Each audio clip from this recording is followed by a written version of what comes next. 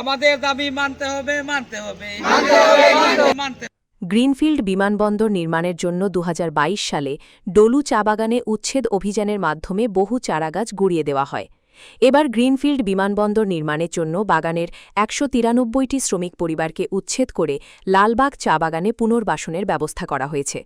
কিন্তু সার্ভে রিপোর্টে ২০টি পরিবারকে বাদ দিয়ে ১৭৩টি পরিবারকে লালবাগ চা বাগান এলাকায় পুনর্বাসনের উদ্যোগ নেওয়া হলেও সেখানে পর্যাপ্ত মৌলিক পরিষেবা নেই বলে অভিযোগ উঠেছে। সেখানে নির্মীয়মান ঘরগুলোর মান নিয়েও প্রশ্ন তুলেছে Lalbagh new colony monitoring committee.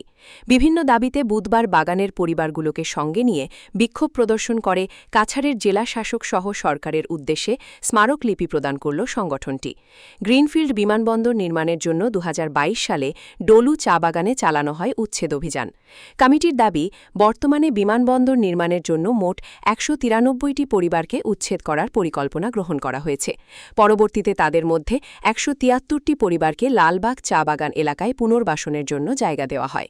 বর্তমানে যে ঘরগুলো নির্মাণ করা হচ্ছে সেগুলোর নির্মাণ কাজ ও স্থায়িত্ব নিয়ে প্রশ্ন রয়েছে। পাশাপাশি পুনর্বাসন প্রক্রিয়ায় ২০টি পরিবার এখনও বাদ পড়ে রয়েছে বলেও দাবি তাদের। শুধু ঘর নির্মাণ করলেই সমস্যার সমাধান হবে না, পুনর্বাসিত এলাকায় জীবনযাপনের জন্য প্রয়োজনীয় মৌলিক পরিষেবা নিশ্চিত করার দাবি তুলেছে কমিটি। তাদের দাবির মধ্যে রয়েছে স্কুল, হাসপাতাল, উন্নত সড়ক যোগাযোগ এবং রেল যোগাযোগের সুবিধা। পাশাপাশি বাদ পড়া ২০টি পরিবারকে পুনর্বাসন প্রকল্পের আওতায় যুক্ত করার দাবিও জানানো হয়েছে। এই দাবিগুলোকে সামনে রেখে বুধবার শ্রমিক পরিবারের সদস্যদের সঙ্গে নিয়ে বিক্ষোভ প্রদর্শন করে Lalbagh new colony monitoring committee. বিক্ষোভ শেষে কাছাড়ের জেলা শাসকের কাছে একটি স্মারকলিপি প্রদান করা হয়। কমিটির কর্মকর্তাদের অভিযোগ, দীর্ঘদিন ধরে তারা প্রশাসন ও সরকারের কাছে নিজেদের দাবি দাওয়া তুলে ধরছেন। ইতিমধ্যে শতাধিক স্মারকলিপি প্রদান করা হলেও এখনও পর্যন্ত সরকারের তরফে প্রত্যাশিত ইতিবাচক সাড়া মেলেনি বলে দাবি তাদের।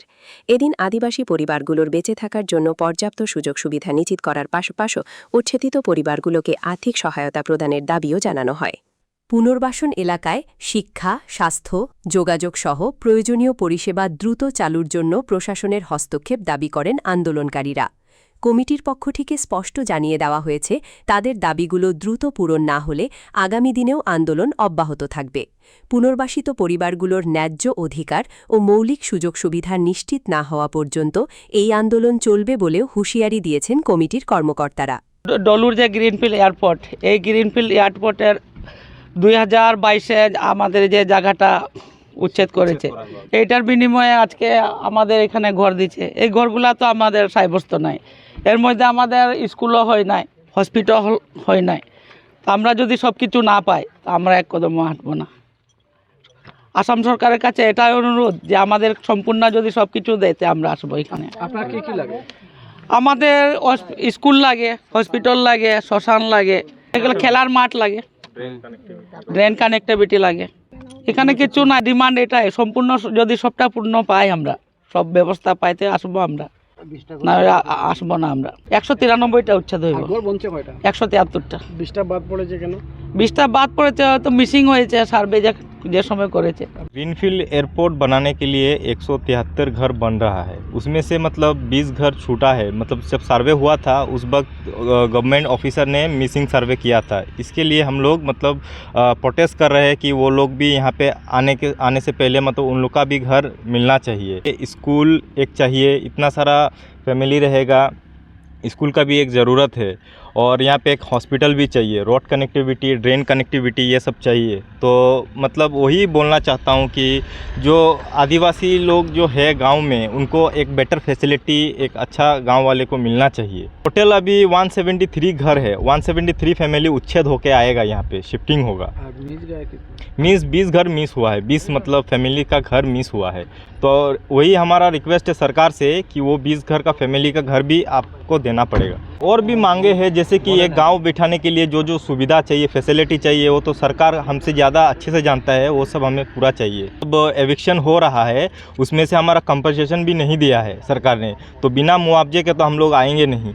सरकार से रिक्वेस्ट है कि आप लोग जो कर रहे हो, इतना पैसे का एयरपोर्ट बना रहे हो, तो गरीब का जो घर तोड़ा जा रहा है उसको भी कंपनसेट देना चाहिए। यहाँ पे फैसिलिटी अभी एक PHE है, घर है और एक लेटिन है, और कुछ नहीं है। और रोड भी बना है, आधा बना है, बाउंड्री भी लगा है, आधा लगा है। मतलब जो दिया है आधा आधा दिया है, पूरा पूरा नहीं दिया है। लालबाग जो बागान है, जहाँ मतलब अभी तक उच्छेद नहीं हुआ है, वहाँ पे स्कूल है, तो तो वहाँ वो स्कूल तोड़ा जाएगा, तो वो तोड़ने के बाद तो हमारा जो बच्चे लोग यहाँ पे आके कि स्कूल तो बनना चाहिए, क्योंकि हम लोग तो मतलब अनएजुकेटेड तो नहीं रहेंगे ना, हमारा तो बच्चे लोगों को तो पढ़ाना पड़ेगा ना।